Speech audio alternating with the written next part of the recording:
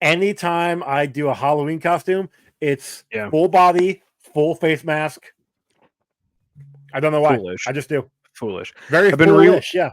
I've been rewatching. I'm doing all my like horror movie stuff, and I decided to watch what I was unaware of is the trilogy of I Know What You Did Last Summer. There's a third one. The third one, yeah. Like I found out recently that there was a third one. I always know what you did last summer. Does it still have Jennifer Love Huge Tits in it? No, it has nobody from the original in it because it's based around the idea of like the legend of the fisherman. It's literally the same concept. Accidental death. They try to cover it up for a year. The guy comes back to try to get him. But I can't imagine wearing now I can't think of the word. The skipper, the skeeper, whatever the hell it was called that the fisherman wears. Yeah.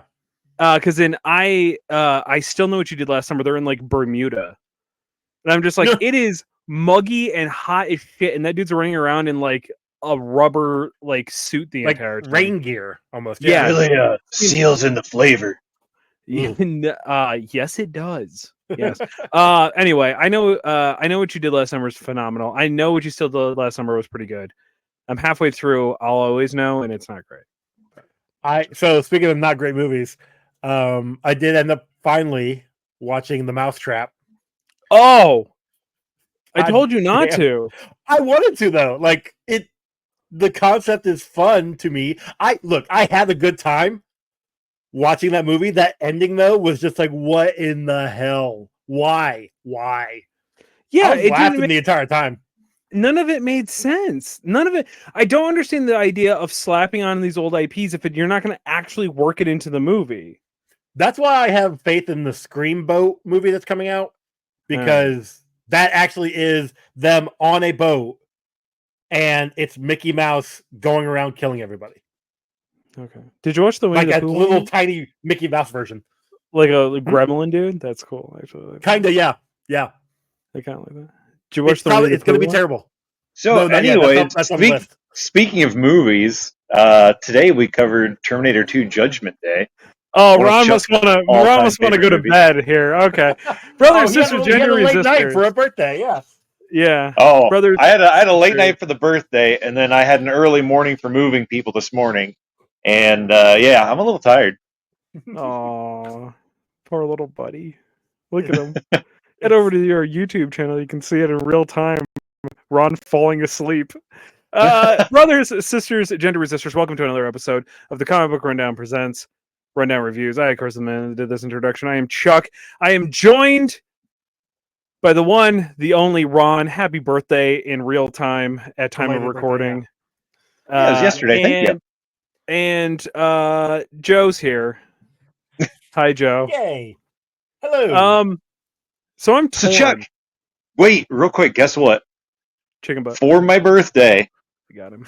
I became an official. I have a speaker. Microphone oh shit! Now. You're a content creator now. Yeah. Specifically. So, anyway, so I'm gonna hold it real close like this. Give a shout out to Leah for getting that for you. Lee, thank you very much. Lee, this is a wonderful gift. Yo, the quality is like objectively better now. Yeah, Joey said I still sound like shit, but I think that's just me. I think you sound better than normal. You sound really good. Well, thank you. That's because I'm 40 now. So how you doing? You're officially middle-aged. Congratulations, buddy. Woo. No, actually, I calculated it out, and I'm in the last fifth of my life now. So my dad's dad, my grandpa died when he was 56. Then my dad died when he was 54. So I'm shooting for 48, and You can make it 52. Huh? You can make it to 52. You'll be fine. No, I'm saying my dad was 52, which is 4 years down from the 54. He said. No, 52. Oh, okay, there you go. You said 56, whatever. I once 56 for grandpa, 52 for dad. You said 54. Anyway, go ahead. I once ate 54 pieces of bacon in a 4-hour sitting one time. So it's just a time bomb for me at this point. No, actually, I think that shit actually makes you live longer. My grandpa, he's 96 now, and he just eats whatever he wants. Like, Yeah. I don't think he'd ever eaten. I mean, he eats food straight out of his garden too, so he's not getting all the chemicals and shit. But Oh yeah, no, this was definitely. That helps. I mean, this was like Smithfield. So, and we watched T2 Judgment Day. Terminator 2 Judgment Day from Very 1991. torn. Very torn about this movie. So I do have a question. Yeah. Because the movie came out in 1991. Do you guys know what year this movie took place? 1997. No. Yeah, no. It's 96. No. 1995. They never said it in the movie, but because if you start to infer that, so John's 11. John was 10 when the T1000 was looking him up on the database. It came up 10 years old. His date. Bullshit. Right. Yeah, he was not. He was easily like 17 in this movie. What are you talking about? I mean, the actor, sure, but I think he was pretending to be 14. That kid's fucking voice. I wanted to go back in time and kill him myself. No, every man, other word. You say things like "Coolamundo." His cadence really started to wear on me, and I kind of forgot about that. But yeah. So body count wise, how many times have you seen this movie, Joe? And you've banged to it? Banged to it 0. Seen it. I mean, I've seen it a lot. I don't recall because this is probably the first time I've seen it in maybe 6-7 years. It's been a minute since I've watched it all the way through. But I mean, back in my, in my 20s and the 2000s, I used to watch it constantly. Nah, maybe not constantly, but I watched it enough. Yeah. Usually, like whenever a new movie would come out, I would like rewatch all of them. But yeah. Ron? This is the second time I have seen it in completion. Wow. Okay. Is this one of those like it's just on so you watch parts of it? Yeah, like when I was younger and I actually had cable and stuff, like it'd be on and it'd be like at like it was part where a TNT classic. Yeah. Yeah. It was always on TNT. Yep. So, you'd walk in there and it'd be like, oh, this is the part where, they're breaking her out of the insane asylum or, like whatever. And then you just watch it from there. Or, you'd start watching it and you'd be like, oh, well, I got to go do this or got to do that. And then you'd leave in the middle of it and not see the rest of it. Yeah. For me, this is a extreme rarity. And I would argue probably only 2 other movies fall in this. I've seen this so many times I've lost count. Which is very high for me because you know me, I am not a multiple time movie watcher kind of guy. This was other than Starship Troopers, I would say this is other Starship Trooper. It goes like Star Wars, Starship Trooper, specifically T2 Judgment Day is like the holy trinity that built my like upbringing, but I was not totally aware of it until I rewatched it this like one time, this time through. B, my mom saying, "Oh my God, you used to watch that movie all the time, and I don't know why I let you watch it." But apparently, I had it on VHS, and I just would watch it constantly. My mom had the TV version of it on a VHS when I was little.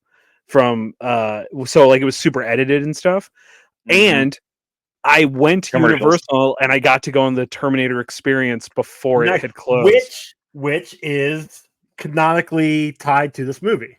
Correct, it is. Yep. Yeah, it's like the actual canonical sequel.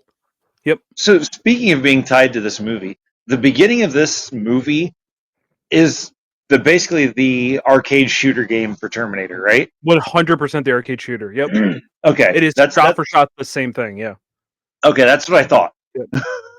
Which, if you don't know, famously, the T2 Judgment Day arcade cabinet then got reskinned and redone for the Aerosmith video game, which was a shooter, but it shot CDs instead of bullets. What the hell? Okay, yeah. Sure. I think you were shooting people illegally selling their album on the streets and like movie or record producers or something like that. It was something stupid like that, but you had to shoot them with the power of rock. I mean, having an Aerosmith video game doesn't surprise me. There's literally a ride at Disney World, the Rock and Roller Coaster, which is with Aerosmith, which my daughter loves. Like, she loves that ride. I think it's more of just the coaster itself, and not. Yeah, I was supposed to see Aerosmith last month in concert, but he canceled. They canceled. I think they're He's a finally. Are they finally done? I think they're finally done touring. That's what they said, and man, it was this close. I mean, if it's not fucking what's his nuts Tyler there, the other guy who's in Pirates of the Caribbean has to be literally kept alive by machines at this point. That Minnesota. Yeah, but I think he actually still looks better than Steven Tyler does. Yeah, last I've seen. That's but not then again, hard, but right, exactly. They all look like 80-year-old women at this point. So anyway, well, in the 80s they were like 30-year-old women, so it's fine. Exactly, yeah, that's true. So I think we talked about this last time for Terminator, but this one was definitely I saw this first before I saw the first Terminator. Correct. And it's the beauty of this one is it is kind of a standalone. Like, you get the whole story of what happened in the first movie throughout this movie, and I like that. I think that actually is beneficial, so that you didn't actually have to watch the first one if it didn't need to. What was the gap? 10 years? Yeah, 7. 7 years. Okay. Yeah, 84 was the first Terminator. Oh, I thought we were talking about timeline gap, not no, actually. So realistically speaking, yeah, this is like almost an entirely new audience it could be exposed to. Correct. Yeah. And then the next one, 3, isn't out until like 2002. So again, another new audience. Yeah. Speaking of exposing, Arnold being naked again, Yeah, track. It was pretty funny. When he's walking through the bar and every single woman pecker checks him. Yeah, I think a couple of guys do too. Yeah. Would they have penises? They're supposed to be fully human on the outside. Yeah. I feel can't make a chick think you're a real dude if you don't have a dick. Yeah, true. Apparently, I guess I thought, oh, maybe it's in Dark Fate, which was like the newest one that came out. They refer to the fact that Schwarzenegger doesn't actually have a penis. Maybe they're just jabbing at him, like because he gets married. He gets married or whatever so he can hide. Is a whole thing. It's pretty good. I do remember that. I don't remember not a penis thing though. But again, yeah, because I've never seen it. Like I don't know. They literally ask him like, "How do you have sex with her?" And he was like, "Oh, she just understands, and I'm not equipped or something like that." He said, "It was weird. It was like It was just like a weird one-off like sentence." Okay. But so 2 things. One, this is exactly how you do a sequel. Yes. You make it where it plays off things that happened in the first one, but you don't have to see the first one to understand this movie. And 2, it did everything in the first one but better. Everything about it, down to the villain, down to the action, down to the story, is objectively better than the first one. Like Robert Patrick as the villain, wonderful job. Robert Patrick, where we do see directly up his butthole in this movie. I don't know if you guys were aware of that, but yeah, he was spread-cheeked, bending down to I forget what he was doing.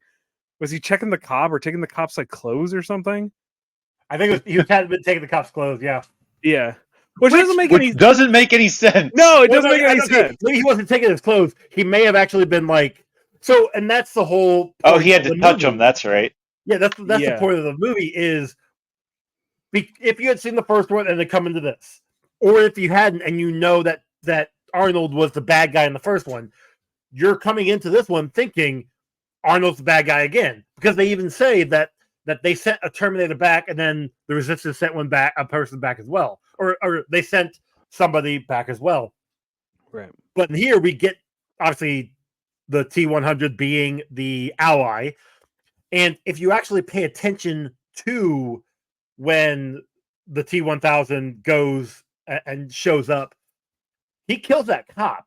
And when you actually look at the cop, But we there's can't- blood we- on the ground. Sure, but we can't think that he's a good guy because he killed a cop. Okay. Nowadays, yes. Back in 1991, people apparently still like cops.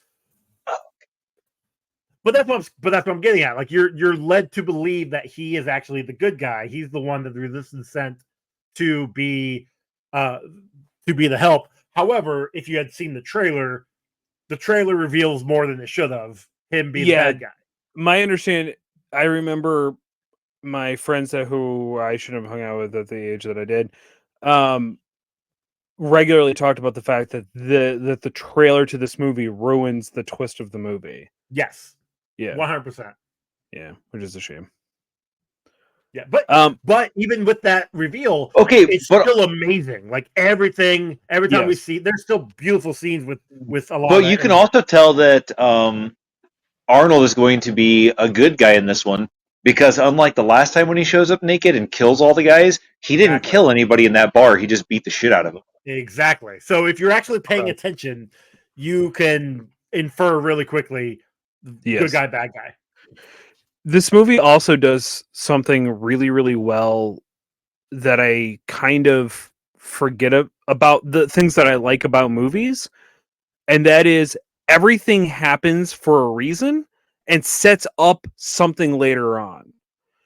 It's even little stuff like when Arnold's in the bar and he beats the shit out of those guys and he takes their clothes, right? And then the owner comes out and he's like, boy, get off the bike. I can't let you take the man's bike. And he walks up and grabs the gun. That's the same gun that he then uses throughout the entire rest of the movie. Mm-hmm. And it's like little things like that I was like, that small attention to detail is probably lost unless you've watched it 147 times like I have.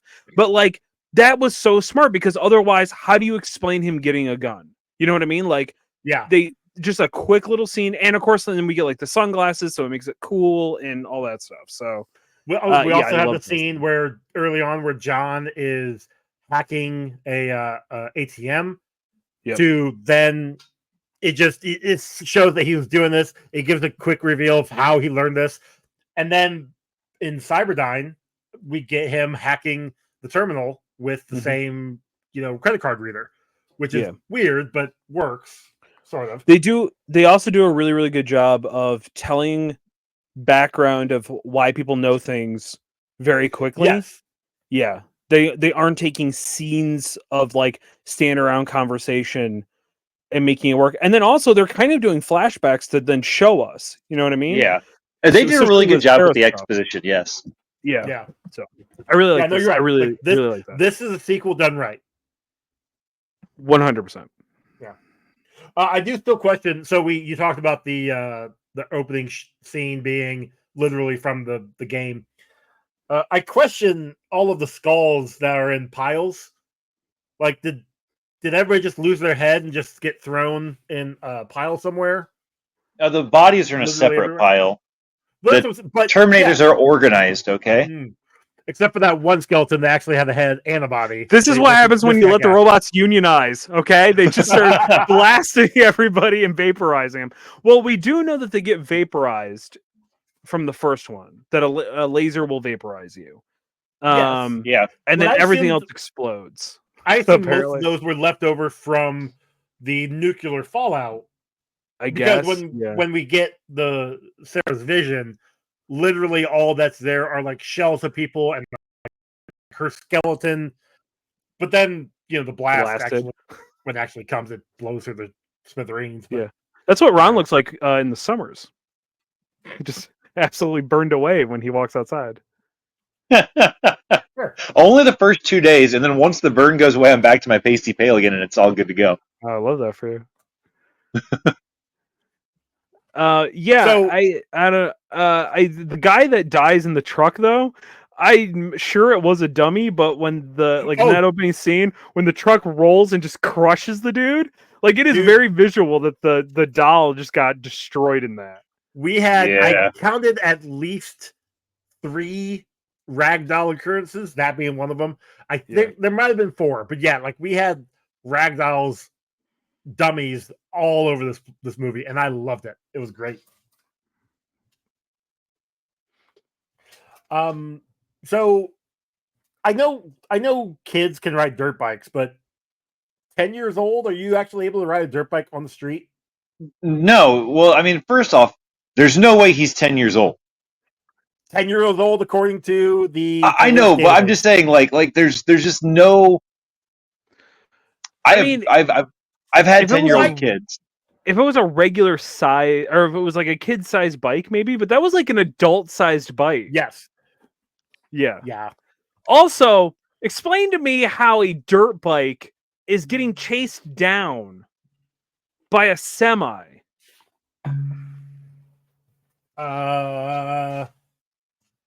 That one I can't answer. Movie gas? Is that what it is? It's just plot But- gas? Maybe, but I will answer this though.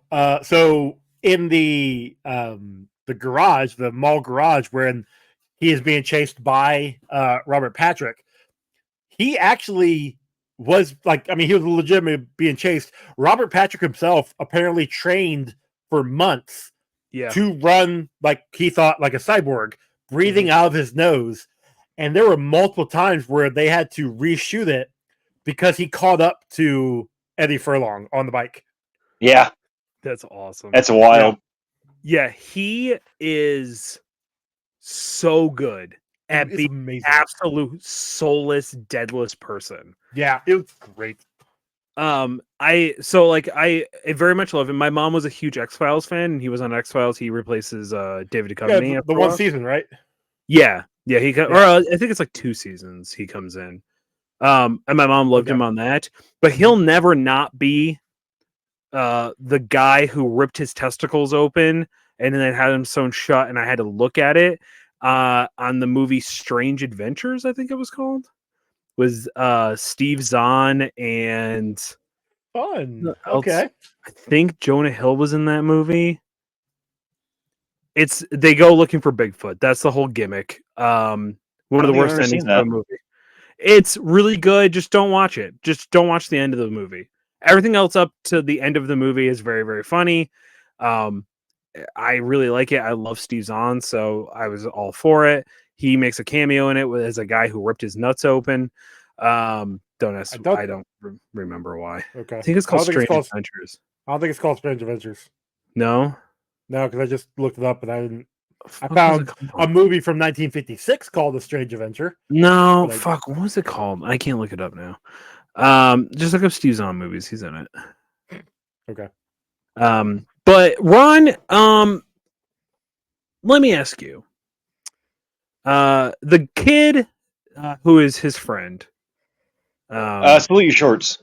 Yeah, Salute Your Shorts. Yep. I couldn't remember if it was Salute Your Shorts or P&P, but it's Salute Your Shorts.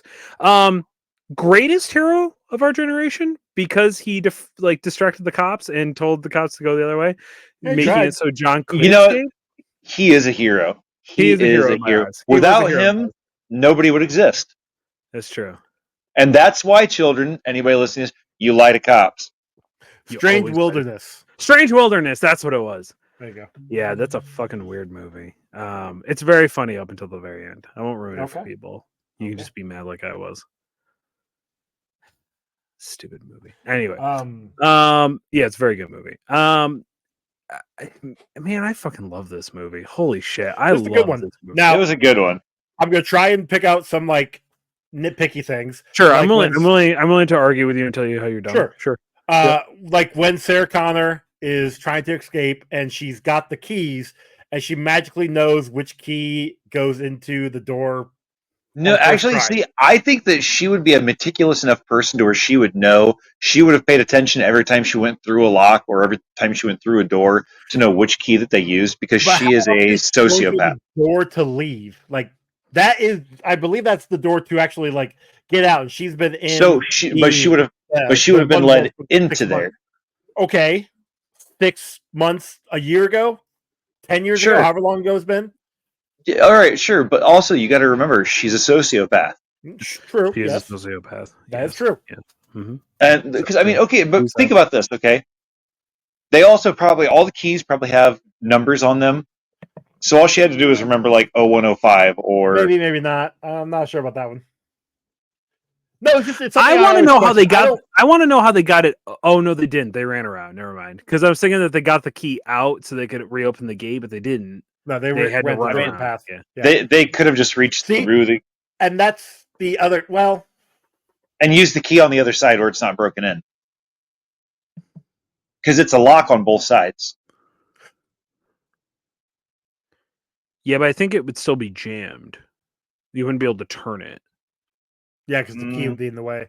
But they ran around. It doesn't matter. They were essentially running to catch her on the other side. They were running around the building. That kind of helps my argument, though, because how does she know exactly which door? I mean, again, yes, she is a sociopath and would know probably meticulously which one's which. But if they took her through a different path and she had never been through this path, theoretically, how does she know? More importantly, how did Arnie know? Because he just comes around the corner and she's just he comes out of the elevator, which that's still a great scene. I do love that scene.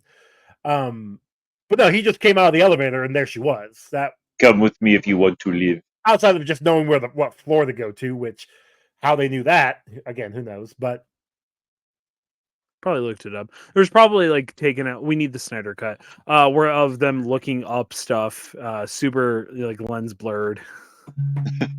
Okay, so can we go back for a minute super speed to or super slow down? There you go. When we were talking about John being 10 years old, sure, and his foster parents just let him leave on a dirt bike. Yeah, because they could control him really well. You're not my dad, Todd. It's like my face. They could have not let him have the dirt bike. You're not wrong. He's 10 years old. They're the worst foster parents. And they are a typical relationship from that generation because they hate each other. Oh, yeah. Yeah, just ask my girlfriend's mom about that. Anyway. So, you're right. They shouldn't have given him the dirt bike at all. Although, there's also a good possibility that he maybe acquired it somehow and was fixing it up. Which, in that case, fixing up in the garage, and they still let him do that. Well, not to mention that no 10-year-old kid is going to be strong enough to fucking crank a wrench to actually tighten anything down on any kind of motor. That's what we had a torque wrench for. Actually, that's not how a torque wrench works. I know. I would question that, considering his upbringing being. He's still 10. So I knew these things. He's still 10. I've seen 10 exactly. I've seen some jacked 10-year-olds. He was not jacked. He's not one of them. But no, he's scrawny, and he's also going through puberty at 10. Actually, there was, according to IMDb, a few different times in the time it took him to film this movie, in all the months that it took him, he did kind of go through puberty. He was growing up to the point where because he's like fucking 13. To the point where like there's one scene apparently, I think, in the desert when his voice is changing a little bit. There's another scene where they have to have him stand in a hole to keep the proper eyesight that he had originally or supposed to have with Linda Carter. I'm sorry, Linda Hamilton. Sorry, my bad. Yeah. So like, that's one of the bad things about making things with kids. They grow up really quick. Yeah. Yeah. Which is why Stranger Things is always going to be one of the shows of like, they're still supposed to be 11. Are they? Millie Bobby Brown just got. Well, they're supposed to be like 10 or 11 or 12. Or okay, I thought there was actually time gaps. I think the last season they just started high school, so they're 13 or 14. And again, Millie Bobby Brown just got married, and she's like 20. So it's not, and like the rest of them look like they're already. Who was it? Finn Wolfhard, who was in the Ghostbusters movies. He's sitting around like chugging beers in other movies. So like, this is again trying to make them pretend to be 15-year-olds. It's gonna be a stretch. I'm excited for the final season, but it's gonna be a stretch. When's that coming out? Next year, I believe. Oh, dumb, stupid. Should be out already. I mean, they filmed it this year, so I think it's done. I believe it's done filming, and I believe it's supposed to be out next year. I think they're gonna do it 2 parts again, like Yeah, first half of the series and back half like a month later. stupid. Go check out A Ooh. Walk Through the Multiverse. I'm sure I'll be covering on there. Yeah, do that. Go check out Walk Through the Multiverse. It's a great show. What a shameless Check out- plug. No. And go check Joey's interview with Zack Snyder, where we definitely are not going to make fun of that. Ron, Yeah, I appreciate that. I do. I only made fun of it once Off screen. off screen. Appreciate I that. think. I Yeah. appreciate that you put the zoom flares in. That was nice of you. Zoom flares. Yeah, you went in and edited it so it looks like a Zack Snyder movie. It was really nice. Anyway, Thank you. I love this. I love this movie. Anyway, go ahead. So I don't have why anything bad is to it? say about this. Why is it that all psych ward people are fucking creeps? So I was going to ask about that. Yeah. Maybe if all the patients are trying to get away from all of the employees, literally when you're walking through, maybe it's not the patients that are the problem. Yeah. I mean, that's- they were all fucking All of them were terrible. terrible Okay. people. Here's the thing. Uh oh. I kind of I don't get it, but I understand why they're all the worst kind of people, because only the worst kind of people are willing to work that job. That's why they're the worst kind of people. But suppose. the one, I think he's a nurse. Maybe I don't. They all. Oh, seem to where he be, like licks her face and he's being a fucking disgusting that creepy guy. about it? Yeah, when he leaves, he takes a what's that, Billy Club or whatever? What's those things? Yeah. called? He had a nightstick. Nightstick. Thank you. And it was like running against the wall, like he wants to be a makeshift security guard going against jail cell. Like, what Right. are you doing? So that guy had the nightstick, and then the security guard had a fucking gun. Why? Like, what kind of psych ward are they running here where they're allowed to have loaded guns around crazy people? Oh, I also crazy do people. appreciate the yeah, well, sure. But I do appreciate the one guard who her hand was like, her wrist was broken, and she uses that to punch Arnie in the face. Yeah. Like, that was a dumb idea. There was a moment with that woman where Sarah Connor comes through and she's just like, no, Sarah. It has this moment of look of just like, we're not fucking doing this again. Like, I just had that moment of just like, holy shit, I know how this woman feels. I know how it feels having to do the same goddamn thing over and over and over again, knowing that it's only going to be fucking problems. Yeah, I just fucking I related to her real hard. By the way, pretty sure if you just have a needle that was dipped in Drano and then you stick it in a dude's neck, that's probably, even if you don't push the plunger, is gonna fuck you up. Yeah. Whatever little bit was in the needle part is Yeah. still gonna get in him. Yeah, he was fucked. It's okay. He dies later, anyways. It's fine. No, he doesn't. Huh? He doesn't doesn't kill die. off in the movie. Oh, he doesn't? Nope. I'm pretty sure he's in the third one. I don't know if he is, but he definitely doesn't die here. There's a part of me that thinks he becomes like a conspiracy theory guy. Oh, really? Yeah, No, like the third one I haven't seen in quite some time. So I've never seen the third one. I might be thinking of a different movie, but there's a part of me that thinks that he becomes a conspiracy theory guy who believes that the world is going to end or something like that because he I mean he does. He sees the T-1000, he sees the T-800. And he's heard a psychopath woman talking about it for the past, That does actually sound familiar. Yeah, you might. I feel like it's in the third one, or am I? I know I'm also thinking about Men in Black 2 because it's very similar. I mean, a little bit, but I don't know. But yeah, I feel like that's the case because I can kind of see it in my brain. By the way, I know for a fact that the T-800 at that point where he starts shooting at the T-1000, and that guy's like standing there up against the wall as bullets are flying past him, that he's not allowed to kill people. So he's not going to shoot him. And I know that the T-1000 technically does not kill anybody who wasn't standing in his way of his prime objective. But that dude is so fucking lucky that all he got was a broken arm and a needle in the neck in comparison to all of the shit that was going to happen to him otherwise. Yeah. Well, he did get his kneecap got stabbed by Sarah early. That was ago. before. That was before. It's fine.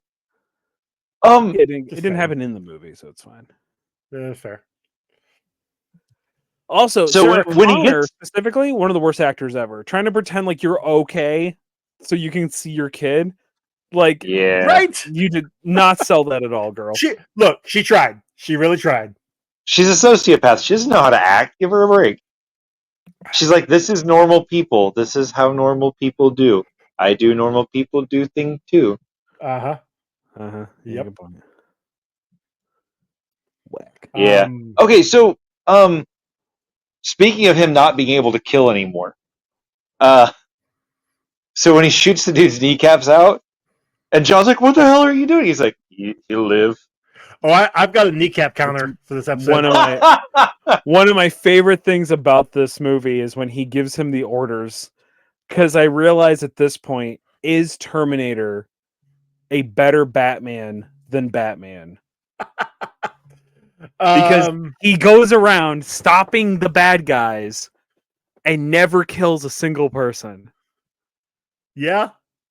Yeah. Yeah, I mean, he puts a stop to him. Like he will like hard stop, shoot them in the knee so they can't get away. Whereas Batman will just keep punching you and not actually do anything and not admit that he's killing him. Yeah, he's going to sleep. Speaking of shooting people in the legs, though, why is it the whole time that T-1000 is chasing them? Right? They keep shooting him in the chest. That like pushes him back. If they would have shot out one of his legs, he would have never caught up to them. Ever. They would have blown the leg off. It would have taken him like, at least 30 seconds to grow it back out. Well, he'd have to get the liquid to get back to him. Yeah. Speaking of that, so when he gets stuck to the back of the car and they chop the pieces off of him and drop him off the back, but there's still that one piece that's stuck in there. Mm-hmm. When he is running back and he collects that piece, he had all of his fingers and his arms and his legs. So what piece was that they chopped off of him? His ass? Ron is trying to say it's his penis. Ron Thank was trying you, to say Chuck. it was his penis. Yeah, I got Thank it. you, Chuck. I appreciate it. Yeah, and so it's been a while, like I said, since I've seen this. I had thought that he had pretended to be John Connor, and that would have been a perfect opportunity because John stupidly grabbed that piece, giving the DNA that he needed to toss. Yep. But instead, we get we get the scene of him trying to be Sarah Connor, which apparently was Lyndall Hamilton's twin sister. Like she was standing in for that role. I think they put like a, they put Linda Hamilton's face on it. But yeah, that's cool. Yeah, I didn't know she had a twin sister. Me neither. Not until just this moment. Hey. So T-1000 can only make simple, like crude shapes. Yes. So he does a sword. He does crowbars. He can but he can shapeshift. He can't have mechanical or like moving mechanical pieces, so he can't make guns and stuff. Is basically what they were trying to say. Yeah, right. Because John asked him, he's like, "Well, why doesn't he just turn into a bomb and blow me up?" And he's like, "Well, because he can't do anything with mechanical parts." But why can he shapeshift? And more importantly, why didn't he grow extra legs and run faster? Well, because that's true. Well, but then he would have to be. I'll say he grows extra hands when he's flying the helicopter and shooting. I noticed that on this watch through, he's got like another set of hands piloting the helicopter as he's sitting there loading up the gun, being ready to shoot out. I did not notice that. I didn't know that either until I saw this. I'm like, that's freaking awesome. So like that makes sense. But then so like he can't. I assume also he can only turn into human things. Like he couldn't turn into like a dog, for instance. Because he said he could turn into anything that's his.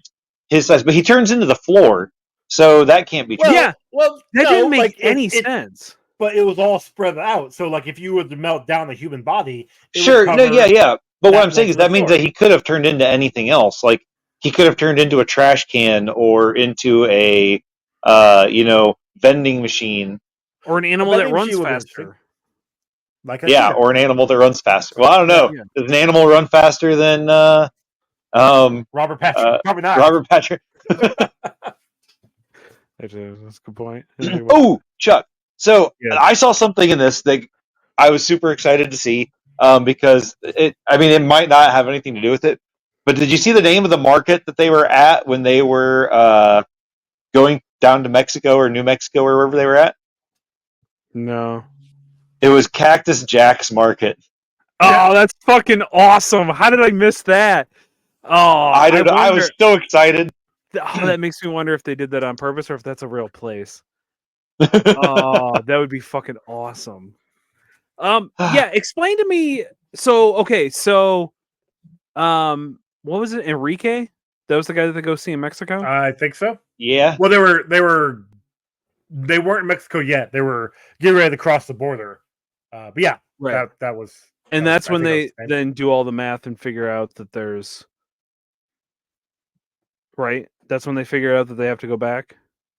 That's so. Yeah, Sarah has that dream, and she figures out because she has carved into the table "No fate," which is what they say meant like, yeah, you can change your fate or you have no like the future is not like.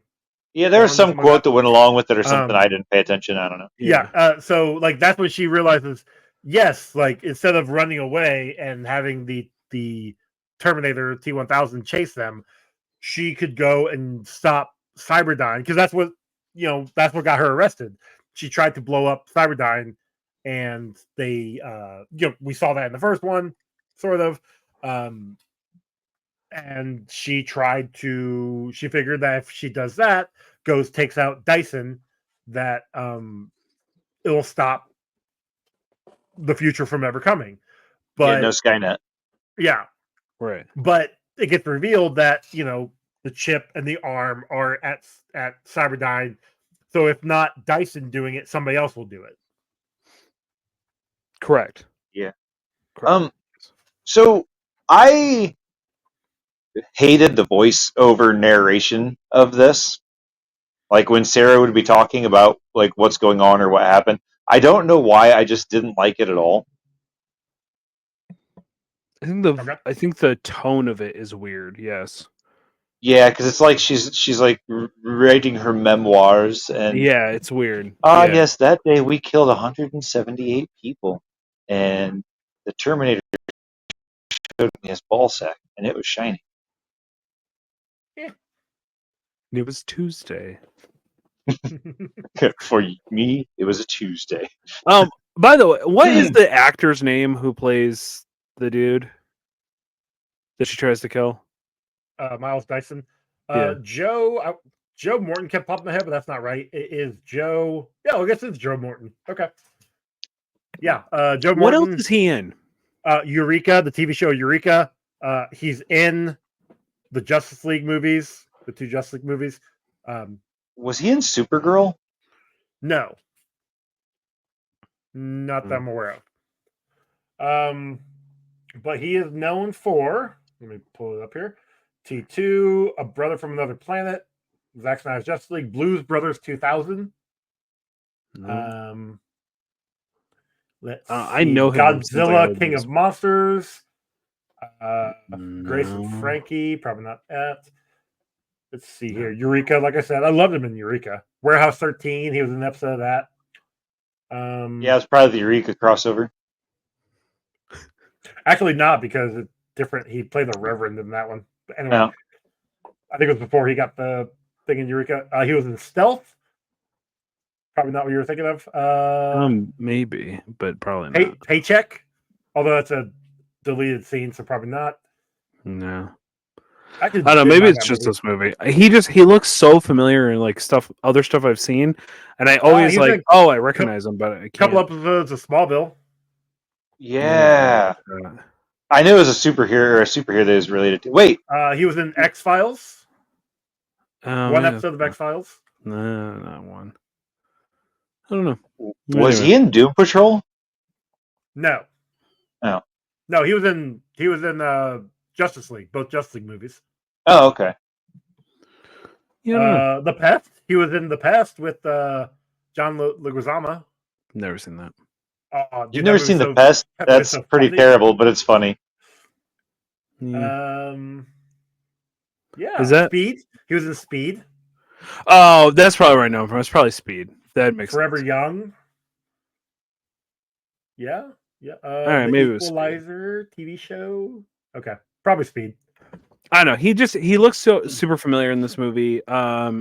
So so Sarah's like, all right, I have to go end this. So she goes. She tries to kill him, misses the shot because of the kid. Yeah. And then it's just like, fuck it. If I'm gonna take him out, I guess I'll just try to kill everybody. Switches the gun to fucking automatic and just starts pumping shells into that fucking house. And somehow the kid did not get shot. Oh, he was in the other room. It was fine. He stepped into the hallway. Right. And then she goes into the house, and his poor wife is just like, what the fuck is going on? Here's this white woman trying to kill her husband. Then a giant white man walks in with her, what she can only assume is son. And it's just like, what the fuck? And then they're explaining the whole situation, right? John hands the Terminator a knife. It's just like, show him. And then goes to the kid and go, hey, let's go in the other room. Why don't you show me? You ain't going fucking anywhere with my kid, bro. Like, Right. what? And then proceeds to cut the arm he knows off. his name too. He knows the kid's name, which I'm like, how did he know that name? But whatever, that's a minor thing. But for them to, I feel like there was an easier way to show the Dyson family that he's a Terminator, other than ripping off his forearm and hand. Yeah, I'm not gonna lie though, it's still the coolest fucking thing to me ever. As all get out, yes. Because then he's just standing there with like the robot arm, and she is screaming at the top of her lungs, and he is absolutely just fucking dumbfounded. He does not. He doesn't get it at first. It takes. No, I think he does get it, but he looks at it because not immediately. Like it takes him a minute, and he's like, "Wait, I recognize that. I know that." Like you should. You've been working with it. It became your whole reason for working at Cyberdyne for the last 10 years. But whatever. Just saying. And so then they sit down. By the way, Arnie now has his coat back on and a glove to cover up his hand because I just immediately fixed everything. Sure. Makes total sense. It's fine. And then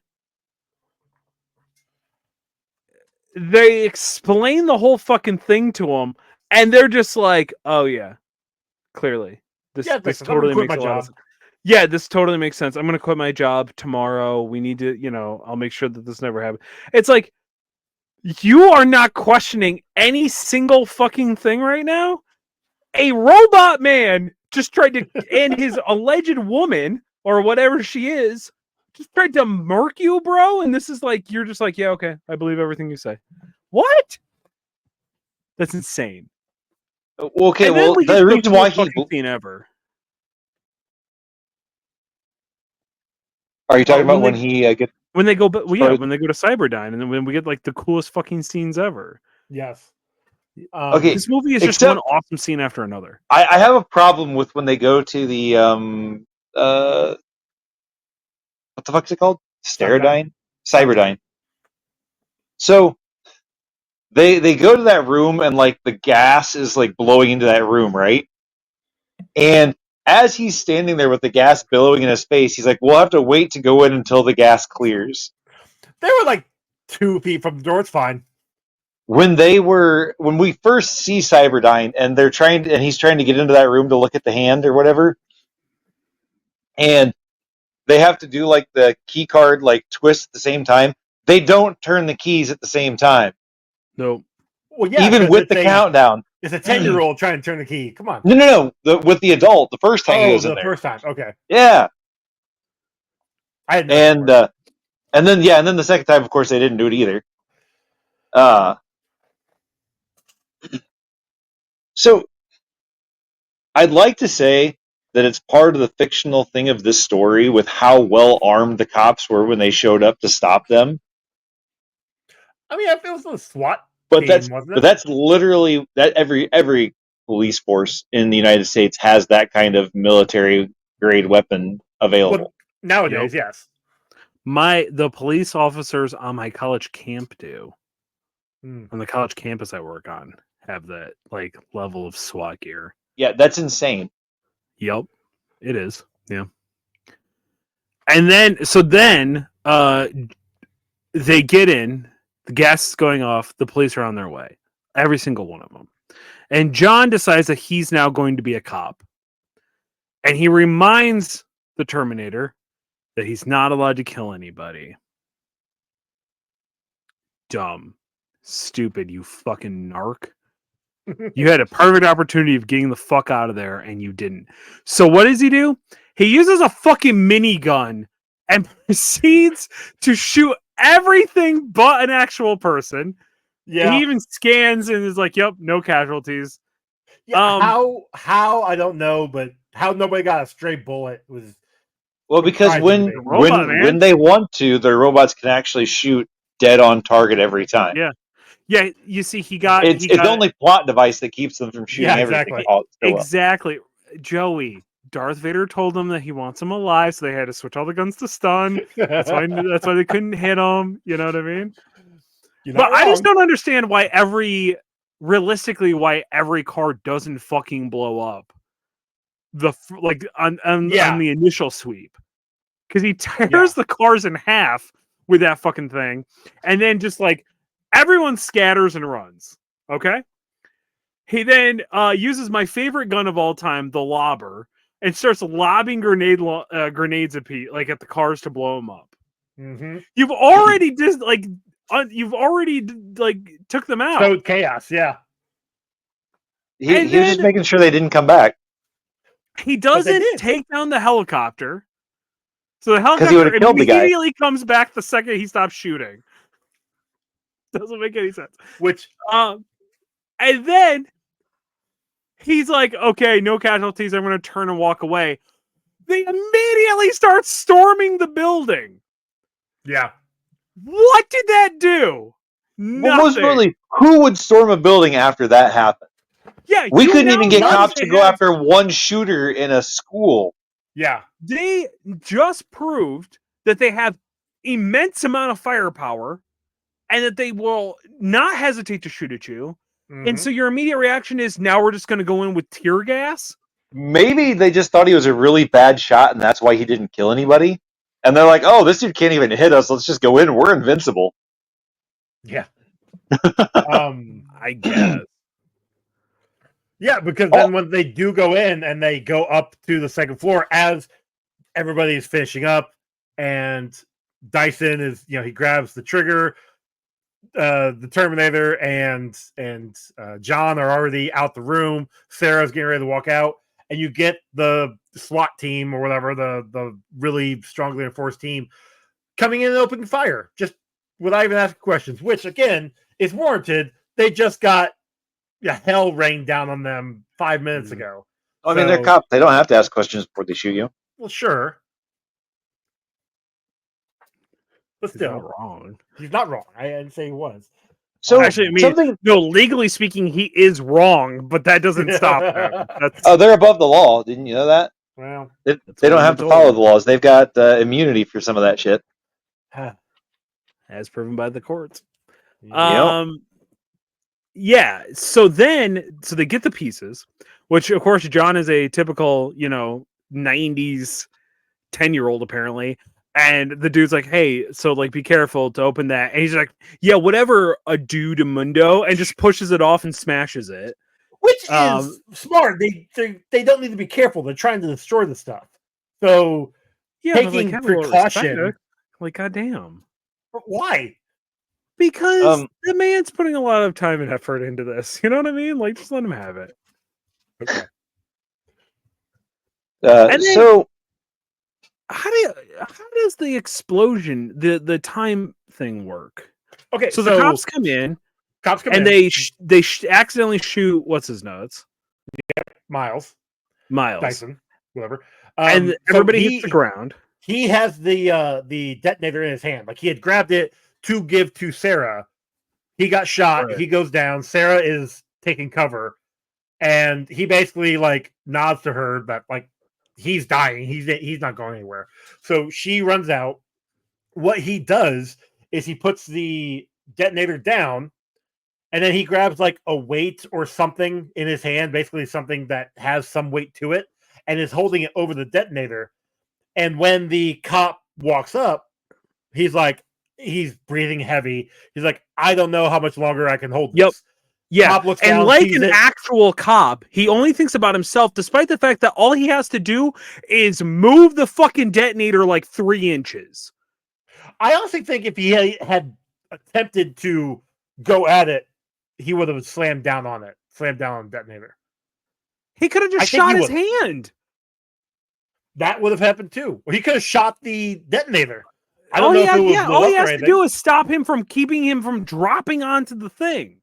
If the detonator's whole concept is that it's going to explode when he drops, which I thought the thing he was holding on to was like the trigger like I thought it was all one thing. I thought it was a dead man switch. Yeah, that's what I thought before this rewatch. I realized no, it's not. Because that's what I always thought. I thought it was a dead man switch that once he died, it loosens the grip, and there you go. Yeah. Turns out it's not that. But but you're right. Like as soon as he sees that, they're like, "Oh, we gotta get out of here." They don't make it. There's no way in hell they made it out. I mean, the 3 on the elevator made it out barely. So like, there's no way the rest of that team made it out, and they're part of my kill count. Yeah, that's fair. I'll let you have those. I'll let you have cops every time. So something that's always bothered me about movies, who keeps their keys in their sun visor? Apparently everybody in 1995. I was going to say, that was a very 90s thing to do.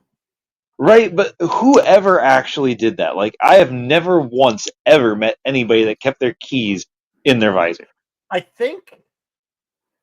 Well, I was going to say, I think I did it once, but by the time I was driving, it was like 2000. So I definitely wasn't. It would have been 2000 or 99. Yeah, I definitely wasn't doing that. This takes place in Los Angeles. Yes. In the 90s. Yes. Your car somebody would have already stolen that car. Absolutely getting jacked. Yeah. Mm-hmm. That's probably why. That's probably why. Yeah, that's funny. Yeah, but also I think that's why in the glass like it's nothing, because every once in a while in this movie I go, oh right, because he's a robot. Like when he walks in to get the gas mask, I'm like, wait, how come he's a robot? That's right. Well, I was just gonna mention, which is why John knew the keys were up there, because he probably stole a shit ton of cars that way. Yep. At 10 years old, of course. At 10 years old, yeah. Well, yeah. I mean, his mother was training him early, so so he regularly just talks about it. Okay, because he hates his mom, but she taught him all this cool, useful shit. Well, he hates her until the Terminator show up to try and kill him. It's like, oh shit, this is actually real. I guess I love my mom. She trained me well. And By then the way, he literally forgets all about it. Come the next movie. Anyway, go ahead. He has the photo that Reese had, which means he has the photo that his dad was jerking off to in a regular basis, as we well established in the first one. Yes. Weird and gross, but yeah. Well, he's got to have the photo. He's got to give it to Reese, so he can jack off to it in 40 years. So here's the question: since he's already jacked off to it, and he's given him back the same photo that he jacked off to, how many layers? Because that would just be a continuous looping cycle, right?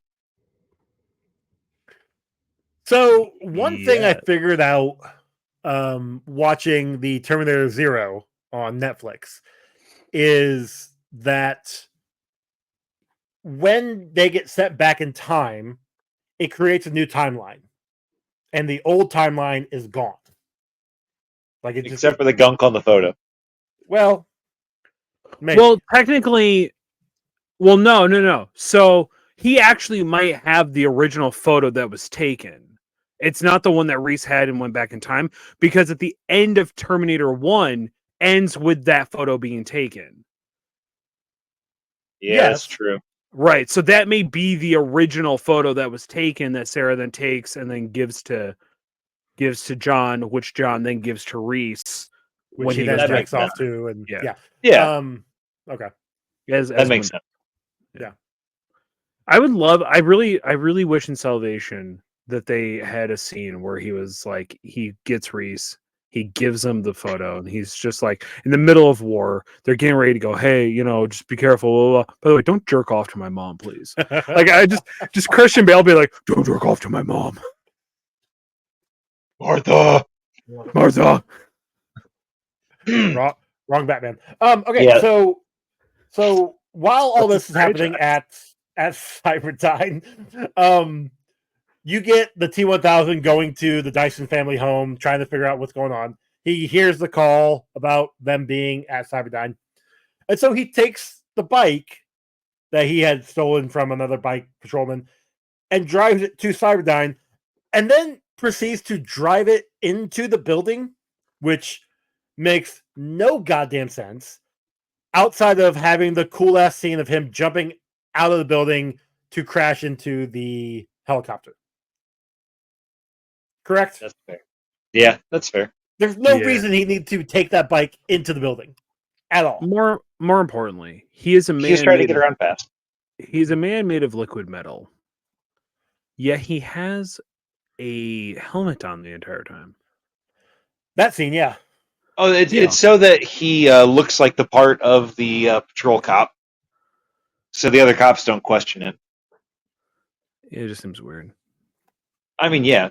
I mean, Arnie doesn't wear a helmet. Well, yeah, but he also keeps it on after the fact, up until he gets frozen by the liquid nitrogen. Yeah, because I'm under the impression that he shapeshifted that helmet on him. Yeah. It doesn't make any sense. He didn't need it once he got into the helicopter. I'm just saying, it doesn't make any sense. Why would he shapeshift the helmet onto his head? To blend in, like Ron said. No, he still looks exactly the same. But he needs to the air wind velocity aerodynamics. I don't know. What? He also gets a coat. That also didn't make any sense. He's cold. Right? He was hoping that would keep them from shooting him in the head and splattering his face around in a weird mushroom shape. Maybe. Yeah. Okay. So I will say, so the liquid nitrogen scene. I love that scene. Another great really flipping cool scene. Really love that one. Yeah. That is a great little scene there. Although it's a lot of fun. Okay. So he freezes him with the liquid nitrogen. He then shoots him. He blows up. Shoots him with the smallest fucking gun. Doesn't shoot him with the rocket launcher that he has in his hand or the shotgun, but shoots him with like a 9mm, which looks absolutely petite, is all I can think of, in Schwarzenegger's hand. And he just explodes. Okay, fine, I get it. I remember. Well, I remember science class. I remember we drop the ball in liquid nitrogen and we throw it against the wall and it smashes into a million pieces. Yeah. Fine, I'll give him that. Liquid metal and liquid nitrogen. Yeah. Right. He then goes, hurry up. We need to go. We don't have much time. In 5 seconds, he immediately starts melting back into liquid form and then just regrouping himself and coming back together. And they're standing there watching it the entire time. Right. Yeah. So if they would have picked up a handful of pieces and thrown them into the forge that was like right beside them, or the That's smelting. What I was thinking. So, but if they would have done that, would he have come back as like a smaller version of himself if they wouldn't have gotten all the pieces? Or would it be like Evil Dead, Army of Darkness, where it's just a bunch of tiny little versions of him chasing after them? That would be great. If I am not mistaken, in the comic book or something, there is a different version, since this was the prototype, because they even say that, like, he is a prototype. Yeah. There is a there's a T1200 or 1100, which explains that the liquid actually regenerates itself if it's been blown off, but it's not in the prototype originally. Isn't 3 the TX? Yeah, And that's like a more like refined version of this, right? kind of. Yeah, it's like both. It has an And then endoskeleton and no, that's exoskeleton. that's it. Yeah, she's a robot. She has a more well structured skeleton like the T-800, but then she has the liquid skin over top so she can shapeshift. Okay. Yeah. Because then you would get Dark Fate, which has like individual both. Yeah, which is and then they form still pretty together. wicked. Yeah. Which was originally what the TX was supposed to be, but Cameron didn't come back to do that, so they were just using ideas. So yeah, we'll get into a lot when we get to Terminator 3. We'll get into a lot of the backgrounds of what should have been, because that's some interesting stuff. Yeah. So they're in this smelting facility. There's a part where the T-800 gets his arm trapped in the gear and then gets ripped off. And they never go back for it when they're destroying all the parts. Right. Yep. Starting the cycle all over again. Literally. Yep. You'd think they'd be more thorough after the first time. Yeah. Oh, but speaking of Arnold not having his arm, when he was walking up there at the end after they killed T-1000, and he, like, you see the fake arm, but it's like extended out because they're trying to hide. It's very obvious. Arnold's arm. It looks terrible. Yeah, it looks terrible. It does. The liquid. So there's, as the movie progresses, he just stays in liquid form more and more, and it's like not it. It made me realize that only looks really, really good in short control burst scenes, and when they keep him in keep it in longer and actually have him doing action in it, man, it really shows its age. Yeah, there was a couple scenes that looked cool, like when the T-800 punched him in the face and he like morphed around it, when he got thrown up against the, like, face first against the wall and shifted to changing, like, some of it looked cool in the transition. Walking but then there through was the like bars. the bars was a great scene. But then there was a scene in the smelting facility when he is fighting just in liquid form for like a minute, and it doesn't hold up as well. Yeah. There's one really bad scene where where they're trying to do the tracking or whatever, and it looks really bad. Which is, I think, in the initial scene where he gets shot in the mall, I think, and he's like laying on the ground, and it's just a still of him, and then they like quickly have the holes like closing up, and it looks terrible. Yeah, I mean, it looks like a dummy version of him almost. I also want to bring up the shotgun that Sarah has when when she shoots shoots the T-1000, and it blows a hole right through the chest. He reforms to him, turns around, she fires at him, and you do see like the indentations on both front and back, but it doesn't have a hole in it. When the first shot did. And I'm just like, well, that's a little inconsistent, but okay, whatever. Yeah. Ron, real quick, you and me just have a little sidecar bars. The part where she has the shotgun, and she has loaded it, and she just starts jerking off that shotgun with no bra on. I forgot how important that was to me as a child. It explains and makes a lot more sense. But yeah, when she is just like cocking that gun as hard as she can, no bra on, I'm just like, good Lord. Like, God bless her. Holy shit. Yeah, that was good stuff.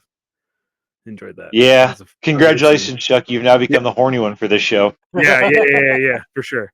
Yeah, no, my taste in women, I think, really stems from Sarah Connors and all. I'm sorry, did you say Sonic? Sarah Connors. Was that a Freudian slip there, bud? Probably, honestly, yeah. I used to play Sonic Adventures a lot, so that would make a lot of sense. Oh shit. Okay. Why the thumbs up when he's melting? He's just like he's saying goodbye and everything's gonna be okay to John, even though John needed that father figure of a robot. Yeah, because Look, why wouldn't you have a giant robot be your dad? What? You know why? Because he was fucking sick and tired of hearing that kid's squeaky, squealy Yeah. voice and wanted to die. He knew. Yeah, he 100% it was John's dad for sure in this movie Yeah. because he was leaving to go get cigarettes and never coming back. Love it. 100%. When T-1000 is being melted and it He goes starts for all the screaming, shape-shift. do what? He does like all the weird shape shifting of people he Yeah, and then it looks like the last thing that he does before it goes down there, like it opens up, and then it looks like his head is coming out through like this metallic anus. Yeah. And I don't understand why. Like, I don't know. It was just weird. But also, it squealed like a xenomorph.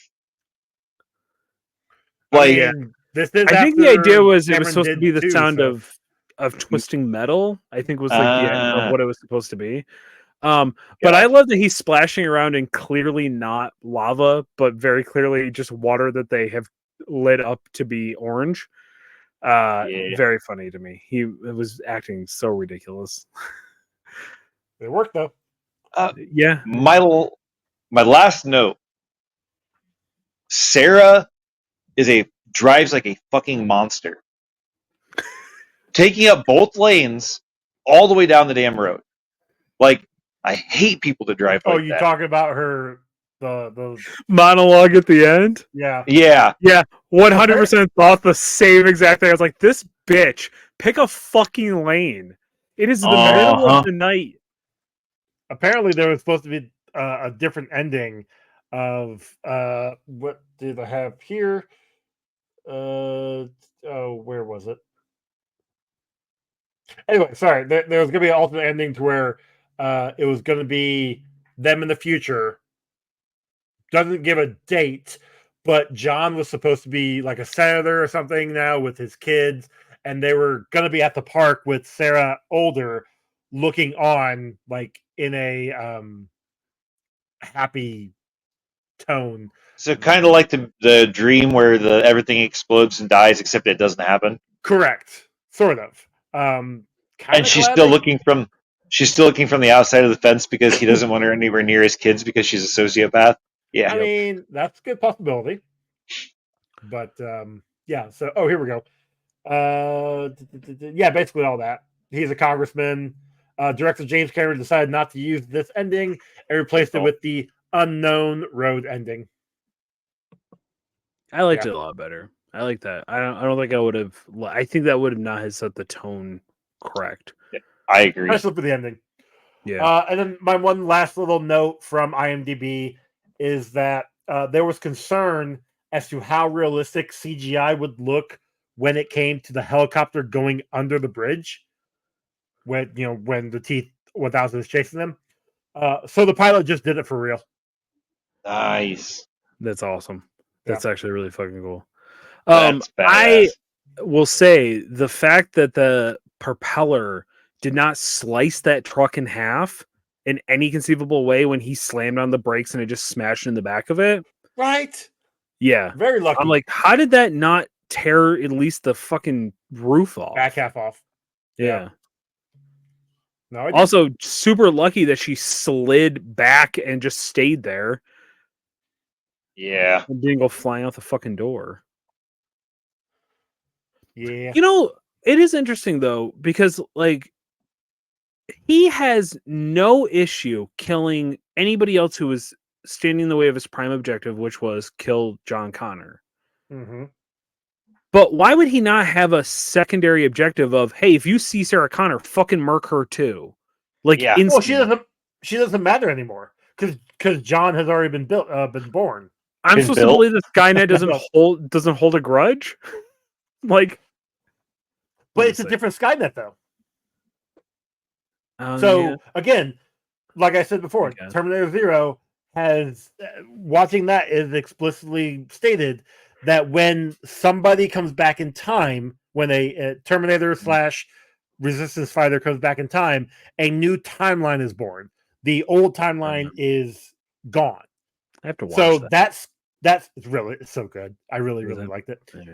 So the old timeline where Skynet had the grudge of John Connor being a dick. Yes, John Connor is still, or I'm sorry, Sarah Connor destroying everything. That doesn't happen in those. It doesn't play out in that way.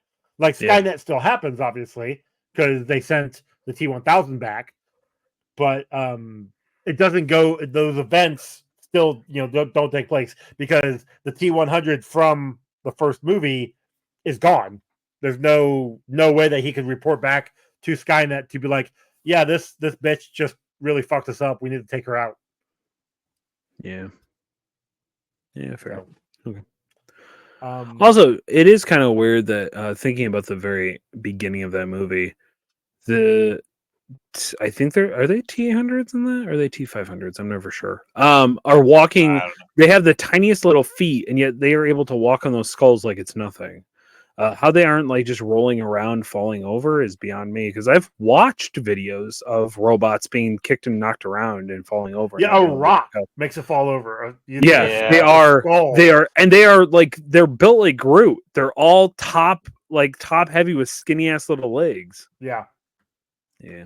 Also, I don't know which version they are, but the ones with the treads that are like the machines rolling around, how they don't just smash these skulls into dust and instead just roll over them also always confused me. There's so many. It's because the ground is so soft, and because there's so many skulls, there's nothing hard for it to press against. Okay, we'll go with that. Well, maybe they're several feet above water level. That's how many skulls there are. All right. Anything else? That was all my notes, actually. That's all I got. So, on to our counts. Like I said, I counted kneecaps for this one. How many times they got shot? That was 10 of them. 10 kneecaps gone. One guy had both kneecaps taken out, so sucks for him. We had one lost limb, being that of the T-800's arm. And we had 17 kills. That's it? Yeah. This had This had like not even a fourth of the kills from Batman. Yeah, look, he's a better Batman than Batman. Apparently, he's more human than human. Ooh. Anyway. All right. All right. On to bingo. All right. So we have a reformed bad guy, the Arnold Schwarzenegger's Terminator. Yeah. He was reprogrammed. Yeah. Product placement, hero kills, dead parent, one dead parent, government interference. Huh? Technically 2.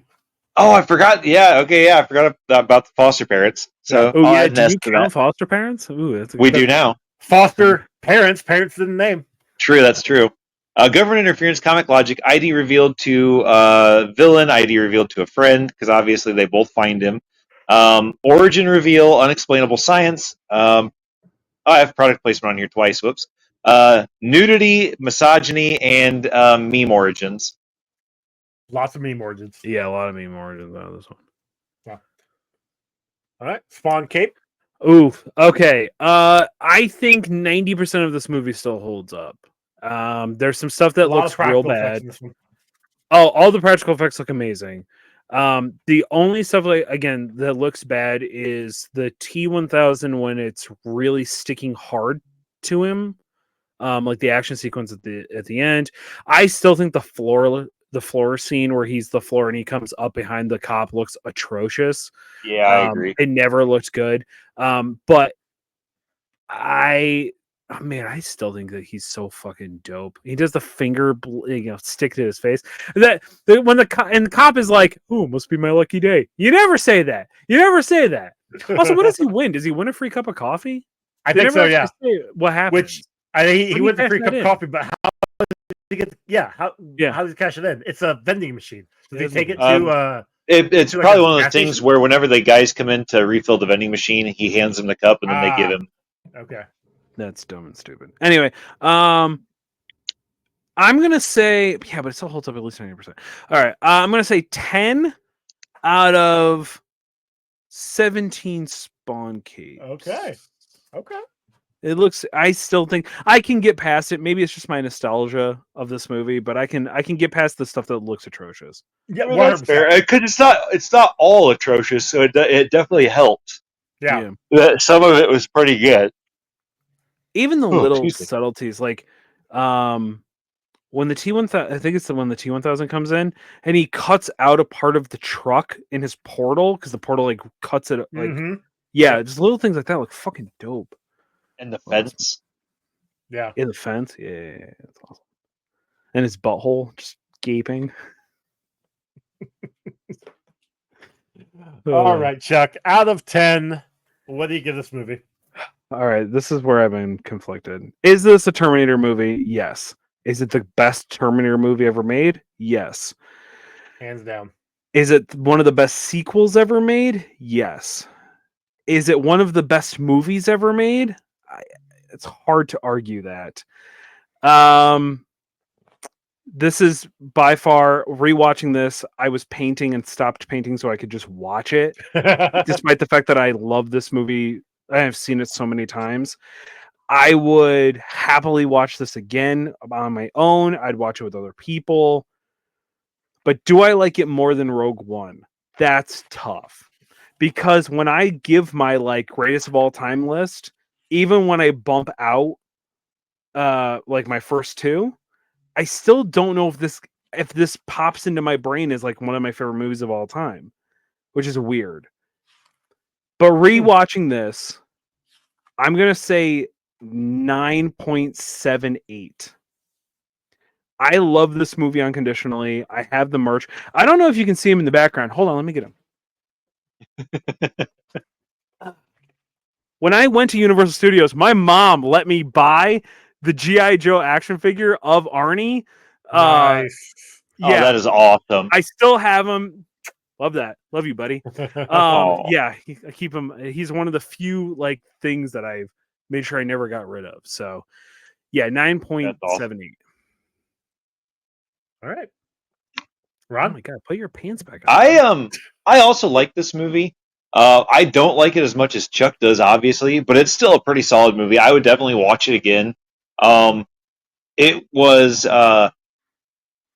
it was actually about the same as I remember it being when I watched it as a kid. I mean, obviously, some of the CGI doesn't hold up anymore, but the fact that we didn't have any of the stop motion or stuff like that definitely Yeah. added to the score. I'm going to give it a 6.75 because it's a solid movie. Wow, that hurt my feelings. Okay. Holy shit. Wow. Yeah, That's little almost a lower. 7. That's pretty good. Holy shit, dude. Is this because I ranked Willow so low that one time? Have you been just waiting to burn me?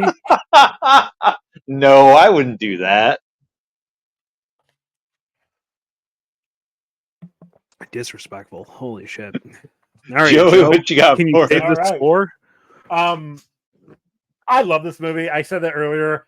This is one of the movies that it's a standalone movie while being a sequel. And so you don't need to watch the first one to watch this and understand what's going on.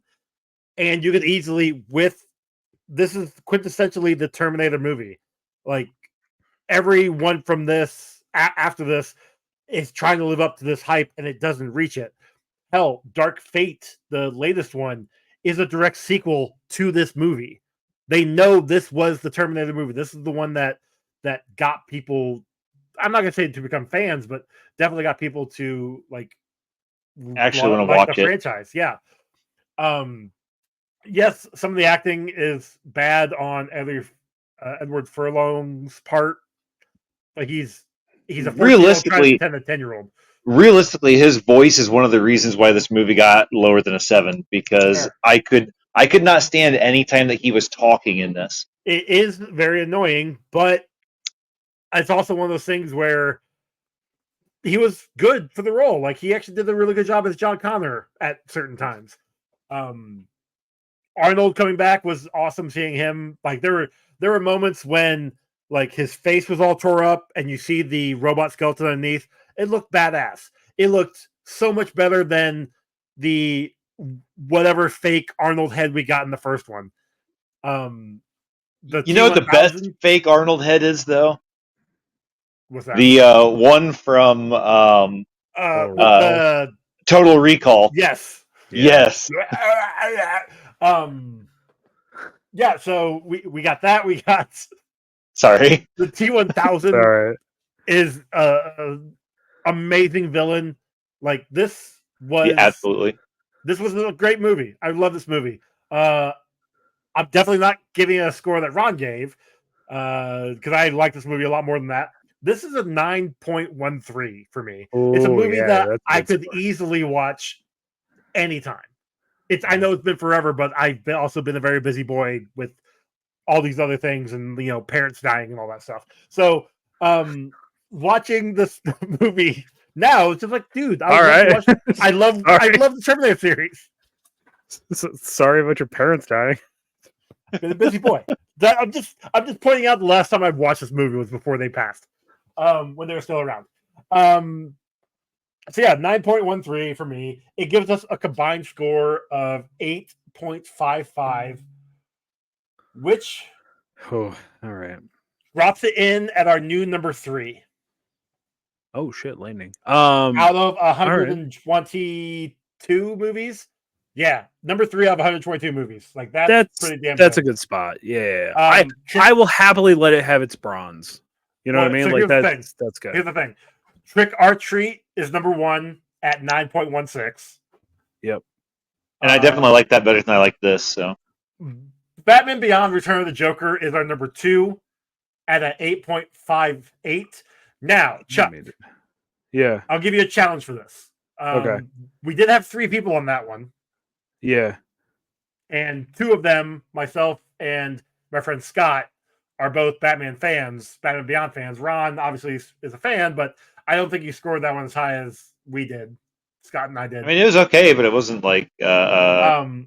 If you want to change that score, I will give you a one-time option. Go watch the movie, and next time you come back with a score. And all right, don't tell me what you guys did though. Oh, I'd have to go back and look. So I'm not don't tell me. Because that will affect my score otherwise. If you want to go back and rewatch it, I will go. So fun fact, I'm not a huge Batman guy, but I love Batman Beyond. Dude, Batman Beyond was so good. I was so obsessed with it. It was honestly, the Return of Joker was such a great movie.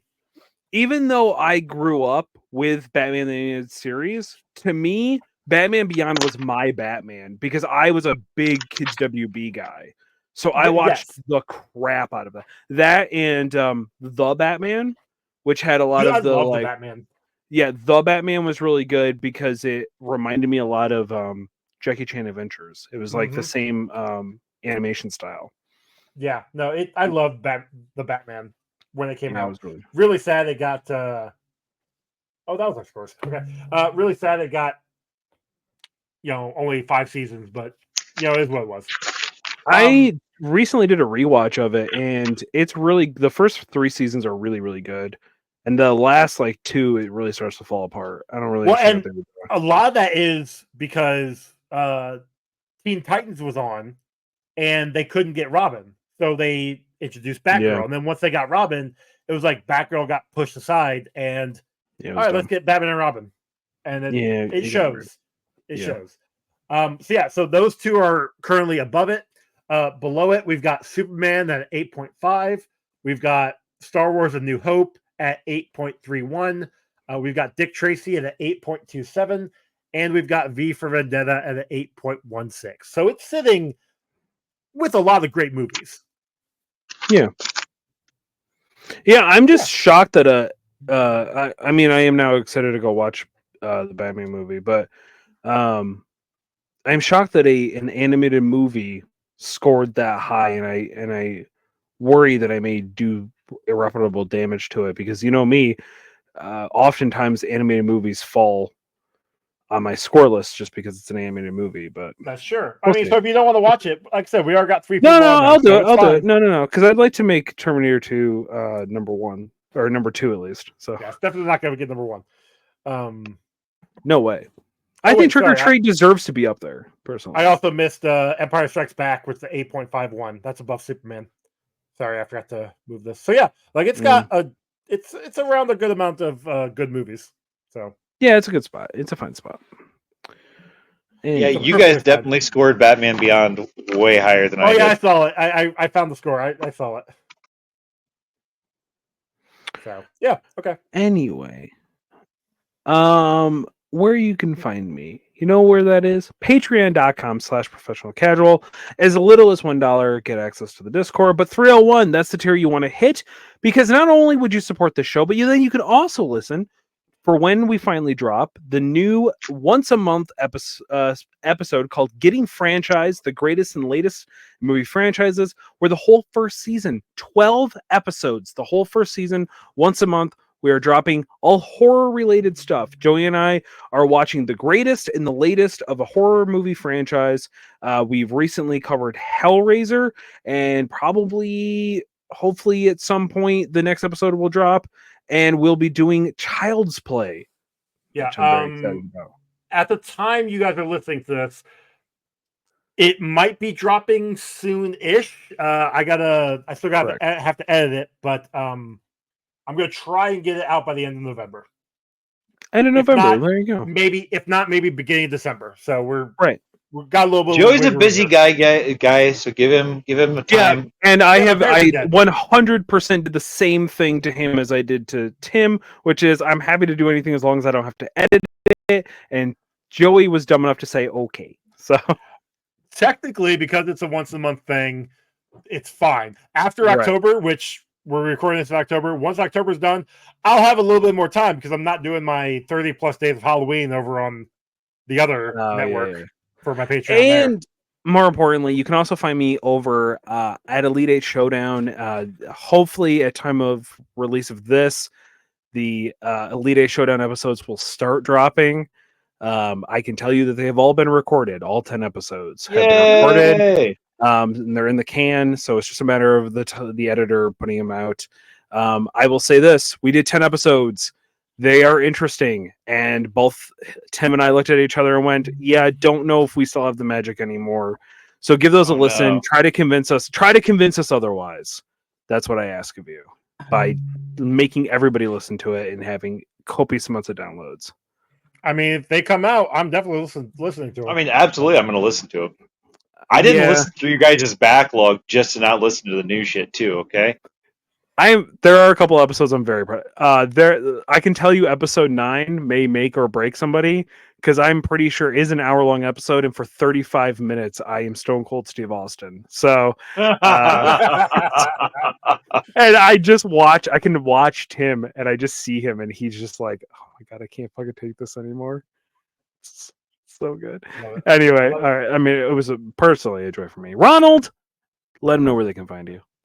You can find me on Instagram and TikTok at Good at This Game. You can also find my art on Instagram at Good Art This Game, and you can find me here on this wonderful podcast. Joey?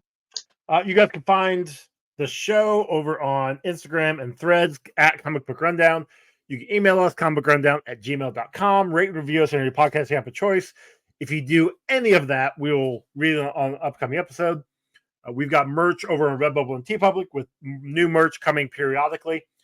And our song was done by Dr. Father, Dr. Cam. Correct. Our next movie, we will be getting Jordan back, and we're going to be watching Star Wars Episode 8, The Last Jedi. I'm kind of looking forward to this movie because this was easily my favorite of the prequel trilogy, but it's also been a minute since I've seen it. So this is the MacGuffin sequel trilogy. Movie, sorry, right? I said prequel. The MacGuffin movie. The whole it's 2 hours of them doing something that doesn't actually matter in the end. Yes, that's all right. That's right. So I think I remember, because this is this when we get Princess Leia floating through space? Yes. Okay. So I remember liking this movie, and every one of my friends, friends is a tough word. All the people over at the network, at the Professional Casual Network, fucking hating this movie. Absolutely shitting on this. And it's also the reason why they hate Poe Dameron, but I don't remember why. Yeah. Well, So He I is a have good not watched detective this movie. movie since I saw it in theaters. So this will be the second time ever I've watched it. Okay. Ron, you Uh, make it through this? I hope to make it through this time. I have yet to make it through that one. Really? Yeah.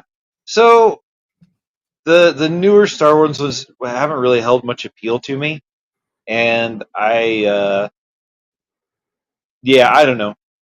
I might have made it through most of it though. Okay. I mean, it's not like a Rogue One situation where I fell asleep and didn't realize there was a whole nother half to the movie. So the first time I tried to watch it, Yeah. I fell asleep when they were when the doctor or her dad, whatever, gets like they're trying to go kill him. I fell asleep like just before that part, and then So woke up the at the credits. beginning of the movie? No. When they go to the Oh. one planet, Yeah, when they're like gotcha. like When midway through they- the movie. yeah. I thought you meant when the Inquisition showed up. Okay. It Yeah. was. When the What Gestapo movie showed was up. it? I think it was when I went to go see the Ministry of Ungentlemanly Warfare. Oh, that was a There was good a- movie. I really liked that movie. There was a I guy can't wait in to it. see it. It was out of theaters before I got a chance to see it. I ordered it. I'm getting the DVD or the Blu-ray sometime this week. I'll let you borrow it because it's Hell really yeah, good. brother. I really enjoyed it, and I know it's all fabricated, but whatever. Like the events somewhat happened, but not to that extent. Loosely based on a true story. Anyway, there was a guy like sitting in front of me that I swear to God passed out within the first 20 minutes of the movie and was asleep the entire time because I heard them snoring. And this was a preview. Like I saw it the week like before it came out. Like it was a preview event, Damn. and he fell asleep during the movie. I'm like, shit. See, That sucks. I thought it was bad. So you remember when we used to have the Dollar Theater? Yep. So we took Charlie, Simon, and Ben to see Transformers. I don't remember if it was the first one or the second one, but all three of them fell asleep during that movie, like through the explosions and everything else. And I'm just like, man, it must be nice to be able to sleep like a kid because What I a can't do dollar, he thought to himself. But anyway, yeah. So next week, Last Jedi. Jordan will be back, and yeah. So we will catch you guys next time. Bye. Scooby Doo.